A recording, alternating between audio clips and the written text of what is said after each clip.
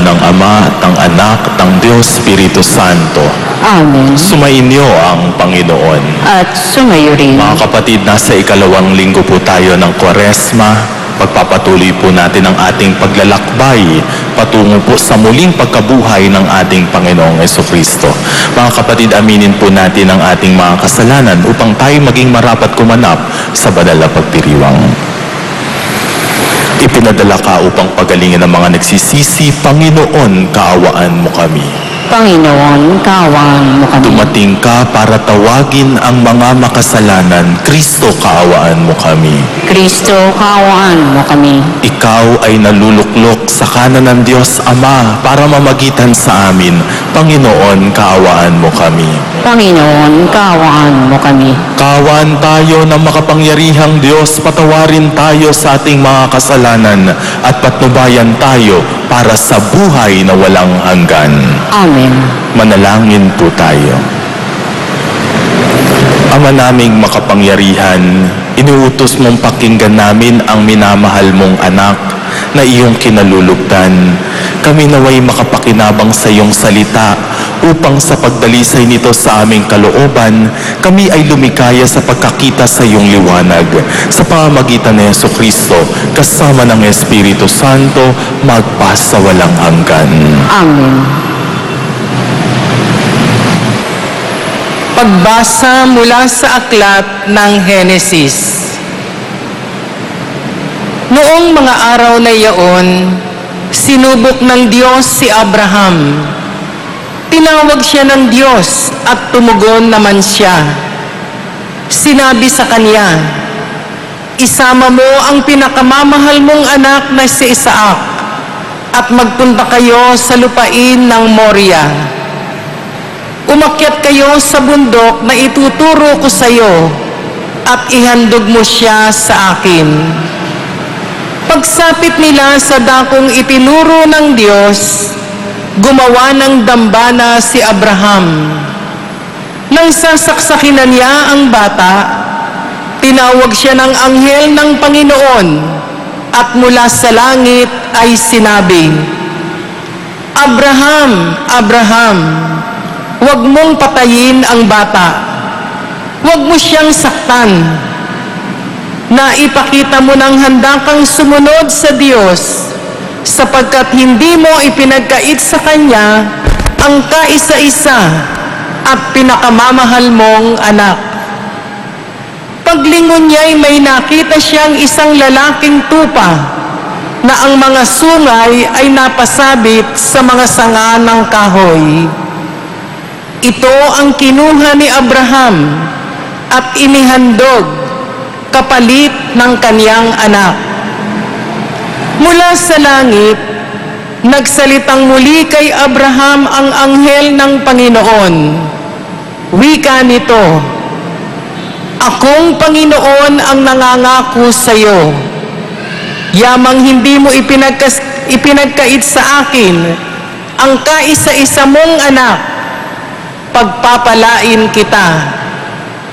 Ang lahi mo'y magiging sindami ng bituin sa langit at ng buhangin sa dagat.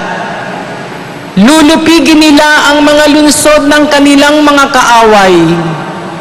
Sa pamamagitan ng iyong lahi, pagpapalain ang lahat ng bansa sa daigdig, sapagkat ikaw ay tumalima sa akin." Ang salita ng Diyos. Salamat sa Diyos.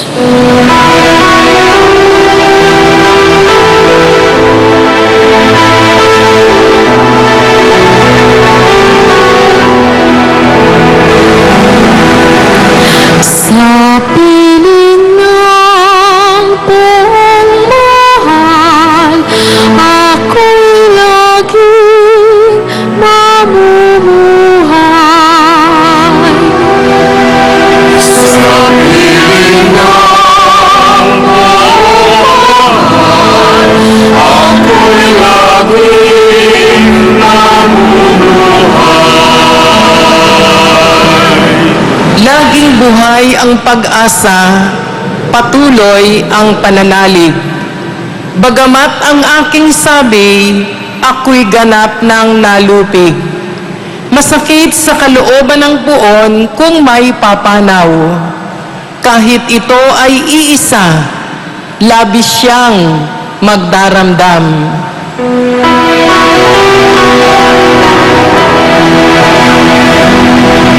Sa piling ng lumahan, ako'y laging namumuhay.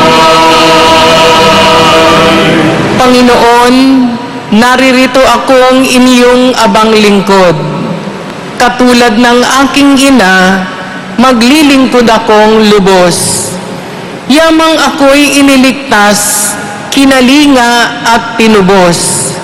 Ako ngayoy maghahandog ng haing pasasalamat. Ang handog kong panalangin, sa'yo ko ilalagak.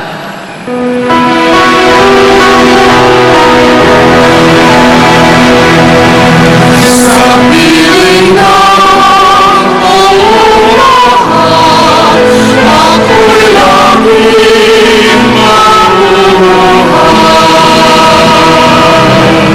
Kapag nagsasama-sama ang lahat ng iyong hirang, sa templo sa Jerusalem ay doon ko ibibigay ang anumang pangako kong sa'yo ay binitiwan.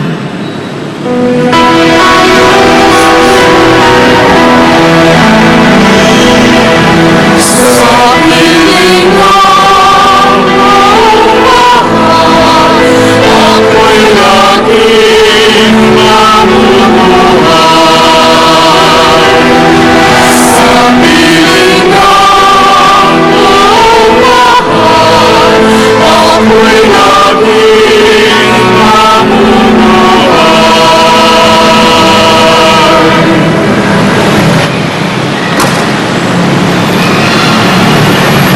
Pagbasa mula sa sulat ni Apostol San Pablo sa mga taga-Roma. Mga kapatid, kung ang Diyos ay panig sa atin, sino ang laban sa atin?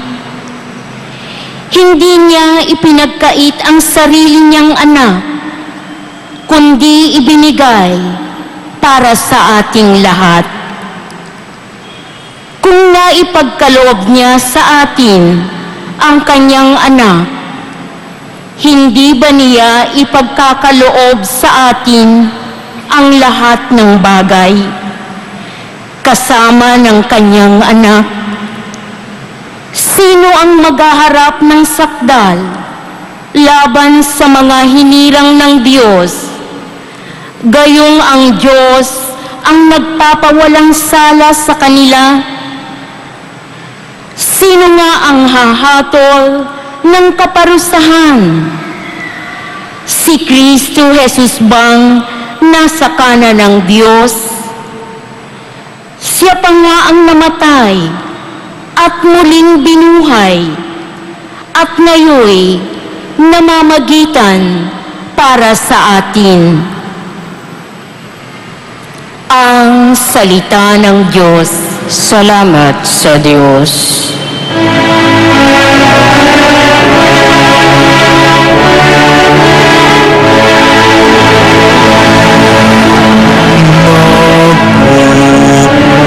Magpupuri kami sa'yo, Panginoong Jesucristo.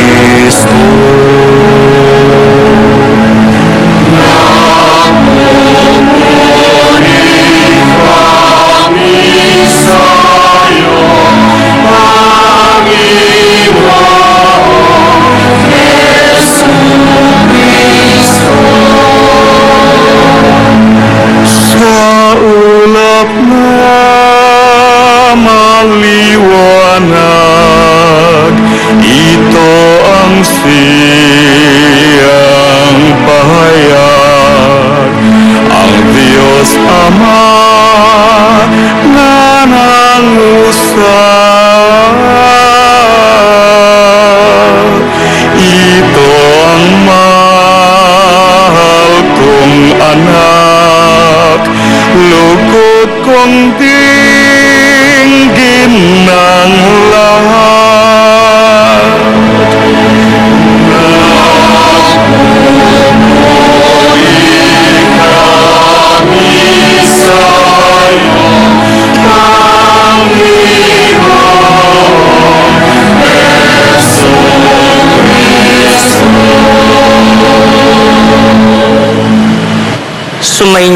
ang Panginoon. At sumayo rin. Ang mabuting balita ng Panginoon ayon kay San Marcos. Papuri sa iyo, Panginoon.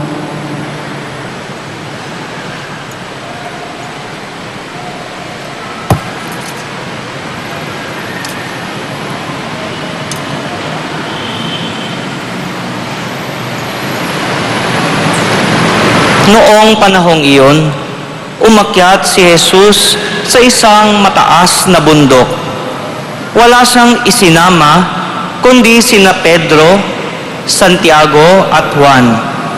Samantalang sila'y naroon, nakita nilang nagbagong anyo si Jesus. Nagdingning ang kanyang kasuotan na naging puting-puti. Ano pat, walang sino mang makapagpapaputi ng gayon. At nakita ng tatlong alagad, si Moises at si Elias, na nakikipag-usap kay Jesus. Sinabi ni Pedro kay Jesus, "Guro, mabuti pa'y dumito na tayo. Gagawa po kami ng 3 kubol, isa sa inyo, isa kay Moises, at isa kay Elias." Hindi nalalaman ni Pedro ang kanyang sinasabi, sapagkat masyado ang takot niya at ng kanyang mga kasama. At nililiman sila ng isang alapaap, at mula rito ay may tinig na nagsabi, "Ito ang minamahal kong anak, pakinggan ninyo siya." Pagdaka, tumingin ang mga alagad sa paligid nila at nakitang wala na silang kasama roon, kundi si Jesus. Habang bumababa sila sa bundok, ay mahigpit na itinagubilin sa kanila ni Jesus, "Huwag ninyong sasabihin kanino man ang inyong nakita, hanggat hindi muling nabubuhay ang anak ng tao." Sinunod nila ang tagubiling ito, ngunit sila'y nagtanungan kung ano ang kahulugan ng sinabi niyang muling pagkabuhay. Ang mabuting balita ng Panginoon.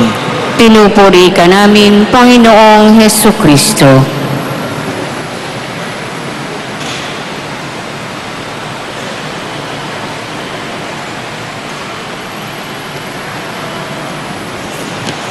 Isang pinagpalang araw po sa inyong lahat. Kagaya po ng sinabi ko, tayo po ay nasa 2nd linggo po ng Kwaresma. Kung natatandaan niyo po, last Sunday po ang ating ebanghelyo, dinala po tayo ng liturhiya sa disyerto.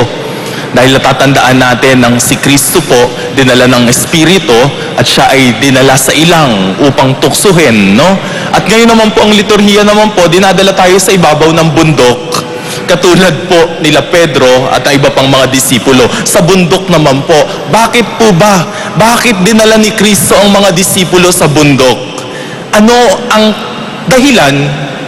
Ito po kasi yun. 6 na araw bago nangyari ang pagpapalit ng anyo ng ating Panginoong Hesukristo, ibinunyag ng ating Panginoon kung ano ang tunay na misyon niya dito sa lupang ibabaw. Binunyag niya ang kanyang sikreto. At ano yon? Na siya ay tutungo sa Jerusalem at doon magbabata ng hirap, doon pahihirapan at doon mamamatay. Isipin niyo na lang po si Pedro at iba pang mga disipulo.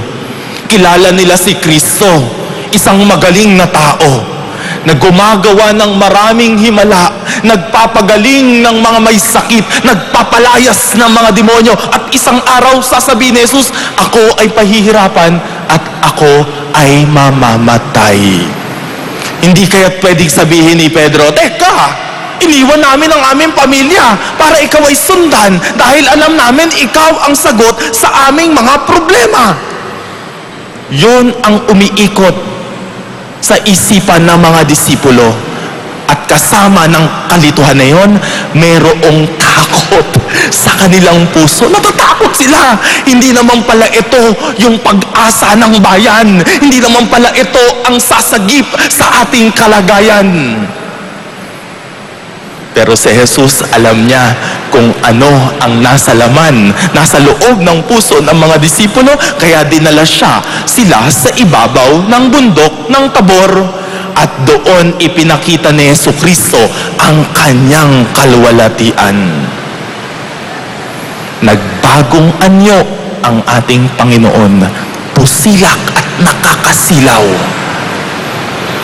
Yung kaningningan hindi mapaliwanag, ni hindi matitigan dahil nakakasilaw, at ipinakita ni Jesus ang kaluwalhatian.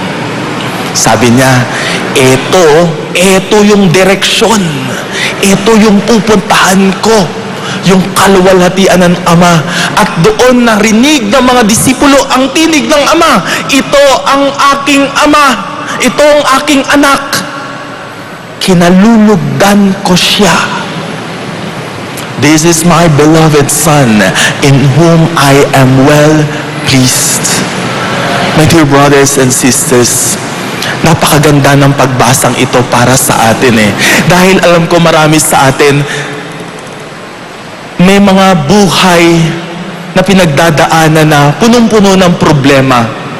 Hindi lamang sa pangkasalukuyan, meron rin tayong takot sa kinabukasan. Maaaring ang takot mo dahil sa sakit, maaaring yung utang, maaaring problema sa buhay na maisip mo walang solusyon, maaaring kamatayan. Naalala ko, just last week may lumapit sa aking isang nanay. Sabi niya, 5 ang kanyang anak. Sabi niya, Father, hindi ko na kaya. Parang hindi ko nagagampanan ang aking pagiging ina. Sabi ko, bakit? Kasi sunod-sunod ang problemang dumarating sa buhay ng aking mga anak at wala akong solusyon na maibigay sa kanila. Sabi ko, yung ba ang dahilan at gusto mo nang sumuko bilang isang ina? Sabi ko sa kanila, ang mga anak mo, they also deserve to grow, to have a mother, having a mother. Tapos susuko ka. Sabi ko, ano bang problema ng anak mo? Sabi niya, yung isa kasi nabaldog. Wala akong nagawa nung nabaldog siya. Sabi ko, talaga namang nababaldog ang mga bata kasi malilikot sila. Yung isang bata daw nabunggo dahil tumatakbo sa park. Talaga namang nabubunggo ang mga bata pag naglalaro sa park. Sabi ko sa kanya, yung mga bagay na yan, kinakailangang pagdaanan. Dahil yon ay parte ng mission mo bilang isang ina. Totoo, minsan mapait, nakikita mo ang yung anak naghihirap. Pero paglingon mo, pag lumaki na ang yung mga anak, nakaranas ng hirap, sila yung mga anak na marunong silang tumugon sa paghihirap ng buhay. Kesa naman yung mga anak na hindi nasaktan, hindi pinagpawisan. Pagdating nila sa buhay, wala silang kasagutan. Ay, sabi niya, oo nga no, lumaki ako sa hirap. Patignan ko ang buhay. Then he came to realization na, oo nga no, parte sa buhay ang paghihirap at hindi baliwala. Sabi ko, totoo. Totoo, malaki ang paghihirap natin dito sa lupang ibabaw. Pero mas malaki ang gantimpalang naghihintay sa kabilang buhay. Amen? Sabi ni St. Paul yun, ha? The suffering is great in the present world, but the reward is greater. My dear brothers and sisters, naghihirap ka? Nahihirapan ka sa buhay? Parte yan. Dahil ang paghihirap mo, hindi walang saysay. Dahil yung paghihirap mo, kabahagi ng paghihirap ng ating Panginoong Jesucristo. Kahapon, bumibili po ako ng sabon at shampoo. Naubusan na po ako tsaka ng toothpaste. Medyo ginabi po ako. Kaya mga bandang 9:00 na po yata yon sa isang grocery store. At napansin ko yung cashier, lalaki. Medyo parang mainit na ang ulo, no? Ako na yung huling-huli. Pero parang ayaw niya na akong tanggapin kasi nga close na. Eh, dala-dala ko yung pinamili ko. Sabi, yung mukha ko medyo nagmakaawa. Yung lalaki, walang magawa kundi, no? Wala siyang magawa, customer, pero nararamdaman kong mabigat sa kanyang kalooban na mag-extend ng konting minuto. Naintindihan ko naman, maaring buong araw na siya nagpipindot doon, no? Buong araw na siyang humaharap at nakangiti sa tao. Aba, alam niyo po ang ginawa ko, dumampot po ako ng chiclet. Binuksan ko pagkabayad ko at inabutan ko siya. Nagulat siyang ganyan. Sabi ko, kuha ka. Hindi naman bawal ang ginawa ko, tapos na po ang trabaho. Dumampot siya at biglang lumabas ang kanyang ngiti. My dear brothers and sisters, merong pagbabagong anyo. Mula doon sa bigat na kanyang pinagdaraanan, merong biglang sudden transformation. Bakit? Meron siyang kabutihan na naranasan. My dear brothers and sisters, yon ang naranasan ng mga disipulo. Mabigat na pakiramdam nung nakita ang kalwalatian, ready na naman silang makibaka at magpatuloy sa buhay. Sinabi ko sa inyo, dinala tayo sa bundok, no? Ngayong araw na ito, sa Mount Tabor. Meron pang 2 bundok na kinakailangan pag-usapan. Yung pangalawang bundok, yung Mount Moriah. Yung Mount Moriah kung saan ipinakita ng Diyos ang kanyang pagpapala kay Abraham. Naging tapat ang Diyos kay Abraham. I-offer sana ni Abraham si Isaac pero nakita niya, may pananampalataya itong taong ito, kaya pagpapalain ko siya. Pangalawang bundok na pwede nating puntahan. At ang pangatlong bundok sa pangalawang pagbasa, na kung saan si Jesucristo ini-offer ang kanyang buhay para sa atin, para maging isa kasama natin.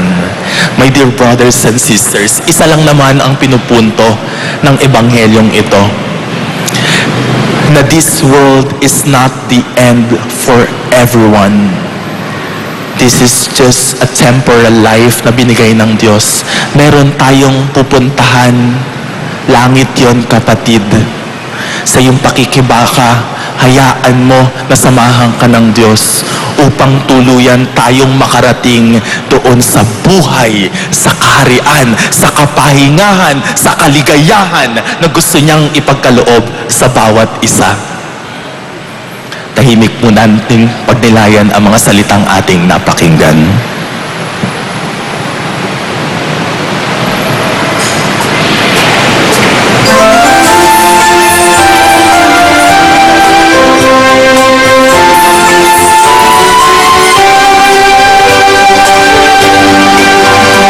Sa lahat ng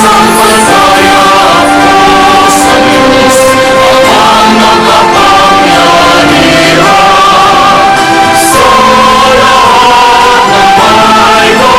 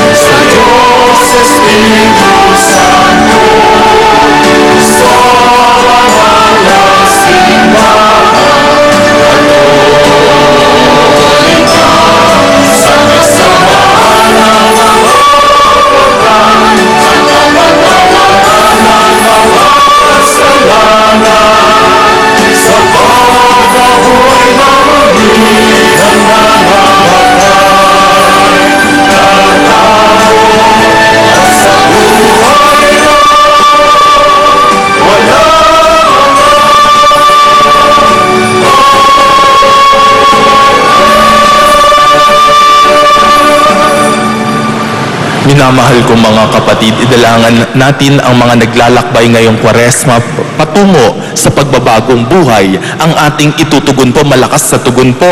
Panginoon, dinggin mo ang aming panalangin. Panginoon, dinggin mo ang aming panalangin. Upang ang mga bansa ay huwag matakot na ipantay ang mga kababaihan sa mga kalalakihan, manalangin tayo. Panginoon, dinggin mo ang aming panalangin. Upang ang mga kabataan ay huwag matakot maghandog ng buhay kay Kristo at sa mabuting balita, manalangin tayo.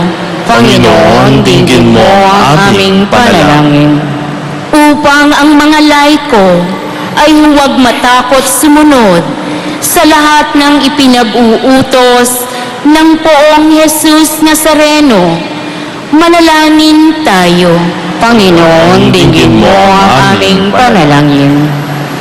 Upang ang mga malubhaang karamdaman ay huwag matakot sa kamatayan, manalangin tayo. Panginoon, dinggin mo ang aming panalangin. Ama naming mapagmahal, kami po ay malimit na nakikinig at tumitingin sa Poong Jesus Nazareno na siyang magbibigay sa amin ng bagong buhay na walang hanggan. Amen.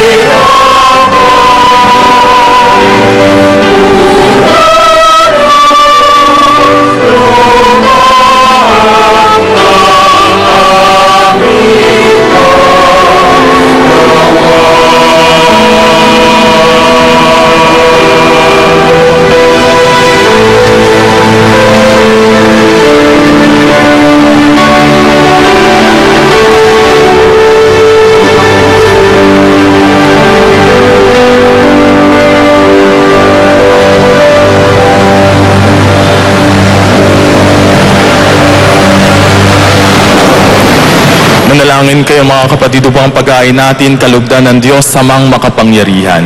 Tanggapin nawa ng Panginoon itong paghahain sa inyong mga kamay, sa kapurihan niya at karangalan, sa ating kapakinabangan at sa buong sambayanan niyang banal.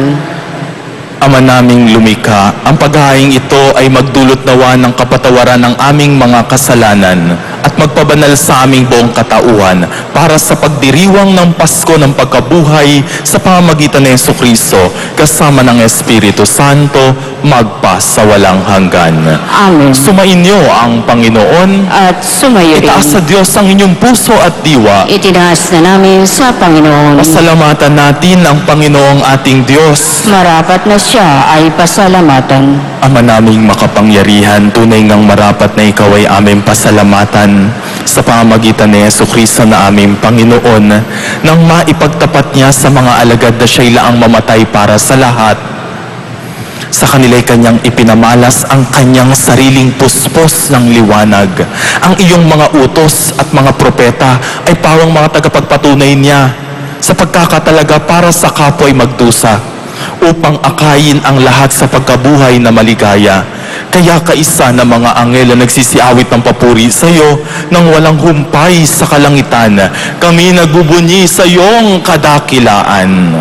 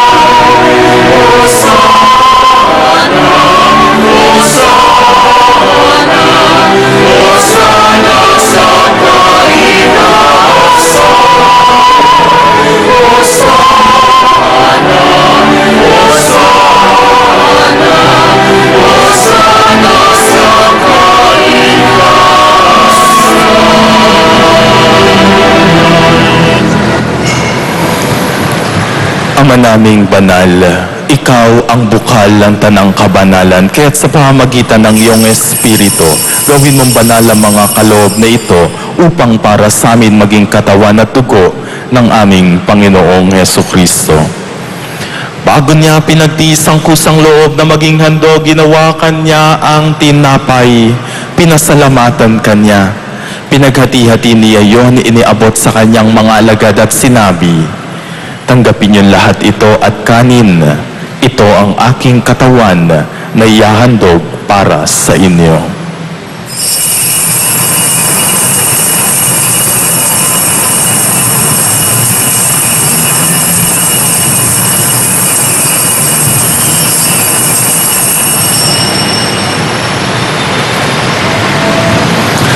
Gayun din naman nung matapos ang hapunan, hinawakan niya ang kalis. Muli kanyang pinasalamatan, iniabot niya ang kalis sa kanyang mga alagad at sinabi, "Tanggapin niyo lahat ito at inumin. Ito ang kalis ng aking dugo, ng bago at walang hanggang tipan. Ang aking dugo na ibubuhos para sa inyo at para sa lahat, sa ikapagpapatawad ng mga kasalanan. Gawin niyo ito sa pag-alala sa akin."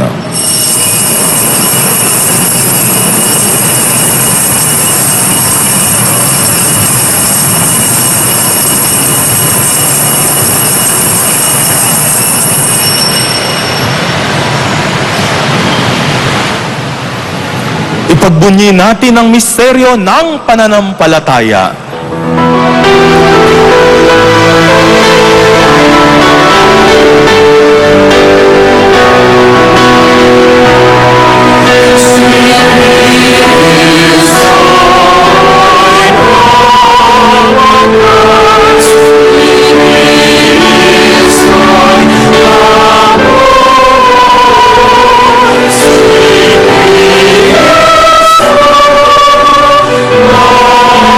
Lord,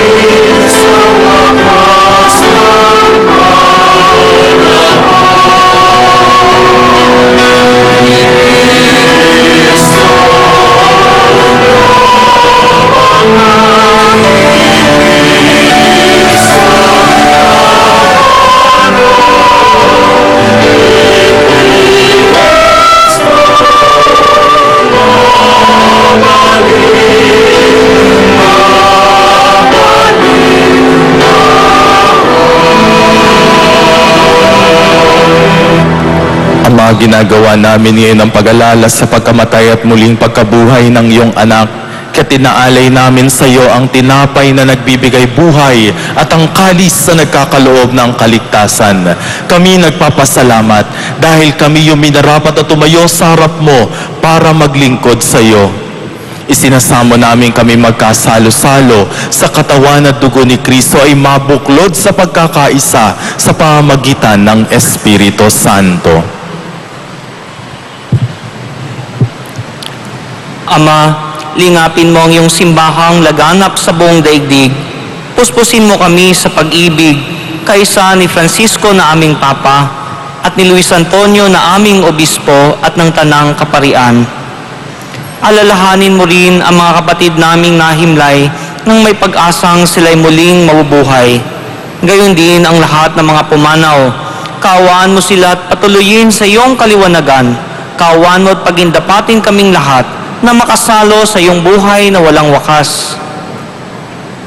Kaisa ng mahal na Birheng Maria na Ina ng Diyos, ng kabiyak ng puso niyang si San Jose, kaisa ng mga apostol at ng lahat ng mga banal na namuhay dito sa daigdig ng kalugod-lugod sa iyo, may pagdiwang nawa namin ang pagpupuri sa ikararangal mo sa pamamagitan ng iyong anak na aming Panginoong Heso Kristo.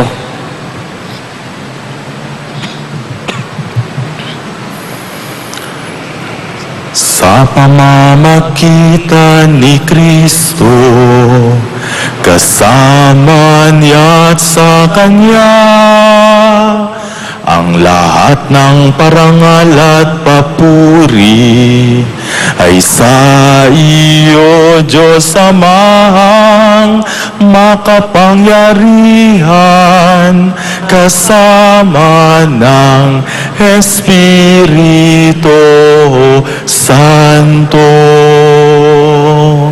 magpasawalang hanggan.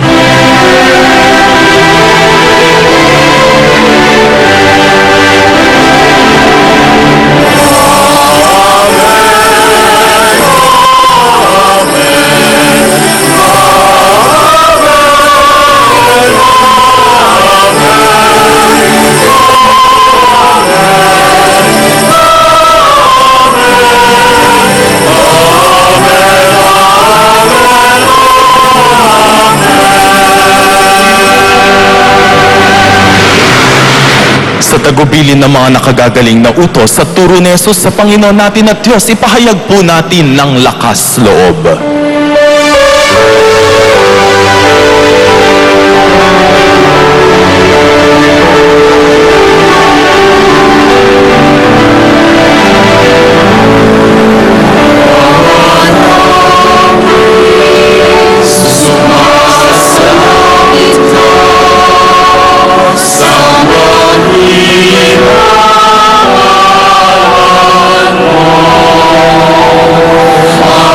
Sa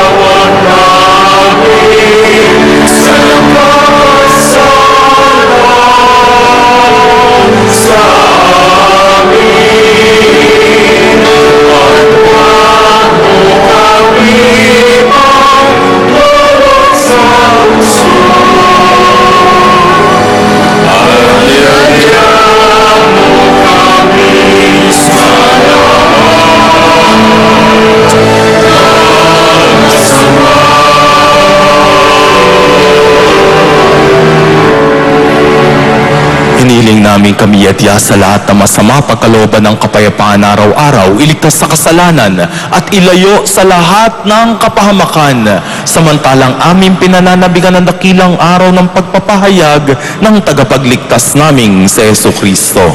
Sapagkat iyo ang kaharian at ang kapangyarihan at ang kapurihan magpakailanman. Amen. Panginoong Jesucristo, sinabi mo sa iyong mga apostol, kapayapaan ang iniiwan ko sa inyo. Ang aking kapayapaan ang binibigay ko sa inyo. Tungayan mo ang aming pananampalataya at huwag ang aming mga pagkakasala. Pagkalooban mo kami ng kapayapaan at pagkakaisa ayon sa iyong kalooban, kasama ng Espiritu Santo, magpa sa walang hanggan. Amen. Ang kapayapaan ng Panginoon ay laging sumainyo. At sumayo rin. Mga kapatid, magbigayan po tayo at maghangad ng kapayapaan sa isa't isa. Peace be with you po.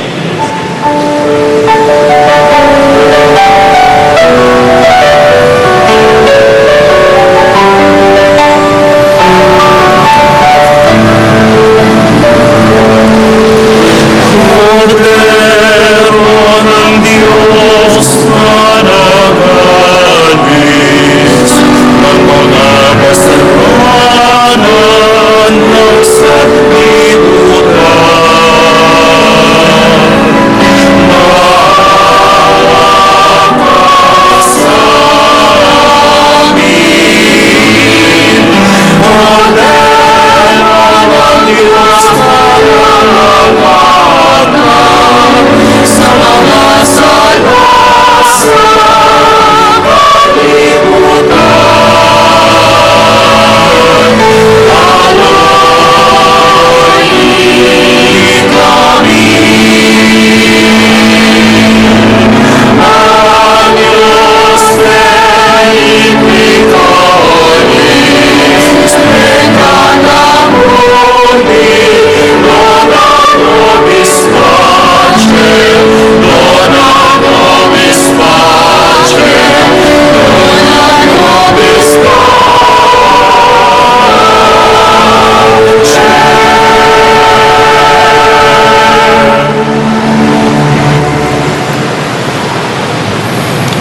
Ito ang kordero ng Diyos.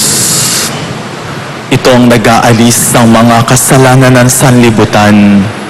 Mapalad ang mga inanyayahan sa kanyang banal na piging. Panginoon, hindi ako karapat-dapat na magpatuloy sa iyo. Ngunit sa isang salita mo lamang ay gagaling na ako. Nawa ang katawan at dugo ni Kristo ay pagsanggalang tayo para sa buhay na walang hanggan.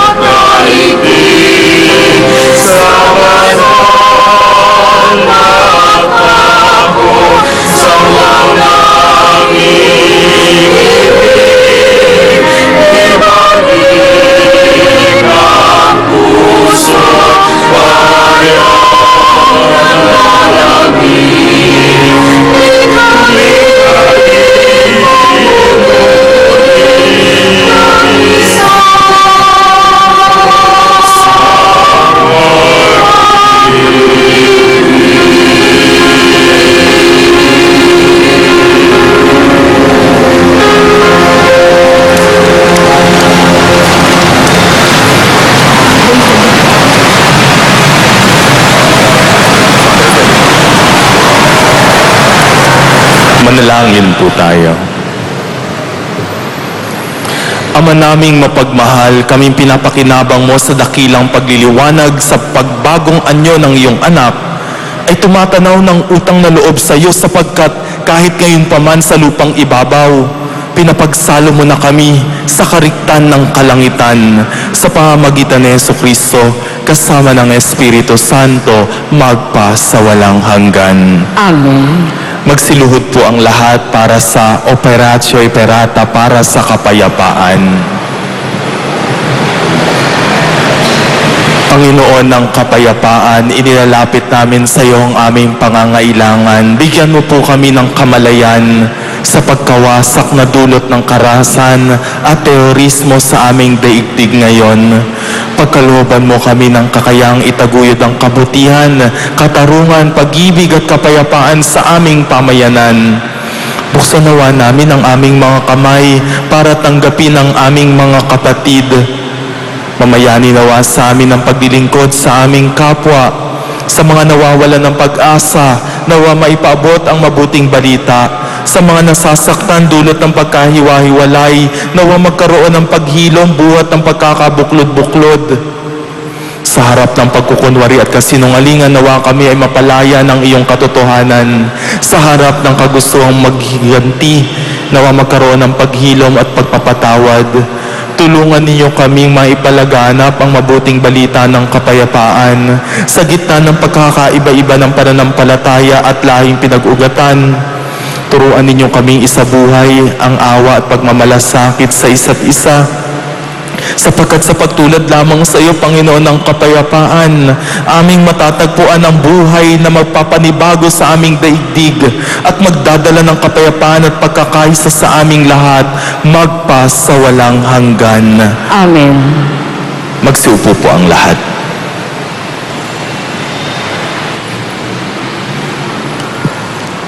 Atin pong pasalamatan ang ating punong tagapagdiwang sa misang ito, si Reverend Father Moises Eduardo Siego, ang Parochial Vicar ng National Shrine of the Sacred Heart, Makati City.